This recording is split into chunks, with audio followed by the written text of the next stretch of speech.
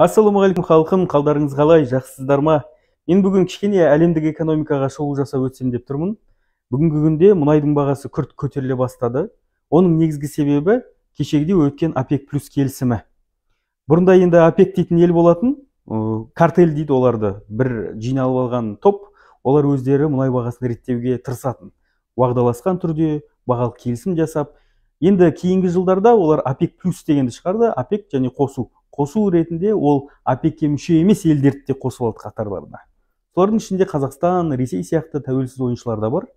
Енді олар шешім қабылдады. Мұнай өндіру көлемін қысқартамыз деп. Не себептен? Себебі соңғы уақыттарда мұнайдың бағасы құлдырай бастаған еді. Оның негізгі себебі әлемдегі өндіріс көлемінің қысқару мүмкін, әлемде кризис болуы мүмкін деген болжамдардың ақырындап орындала бастауы еді. Себебі жылдың басында халықаралық валюталық қор Америкада, Европада және Қытай елінде кризис, депрессия орын алады, рецессия орын алады деп айтқан болатын.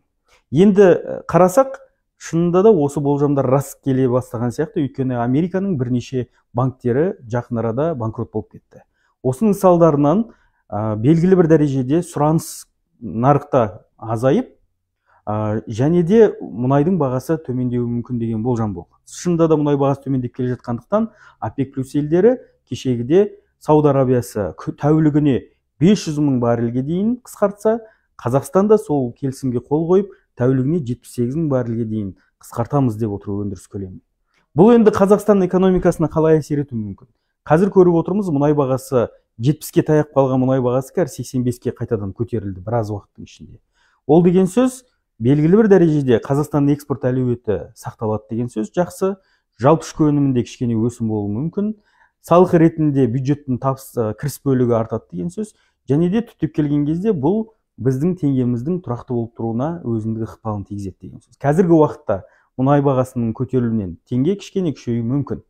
Ал енді екінші мәселе бар, егер де әлемде осы рецессияның қаупі, дағдарыстың қаупі күшейе беретін болса, онда ОПЕК плюс елдері алдағы уақытта тағы да мұнай өндіру көлемін қысқартамыз деген шешім қабылдауы мүмкін.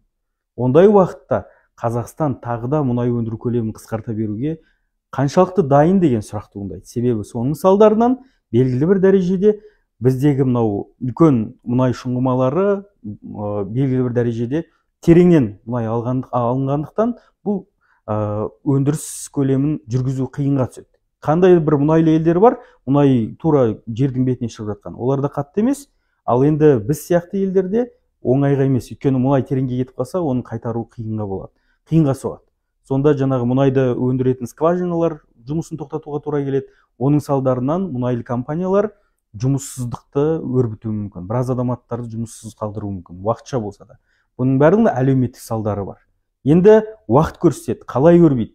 Әлемдегі жағдай қазір құбылып тұр. Дей тұрғанмен еліміз аман, жұртымыз тыныш болсын дегім келеді.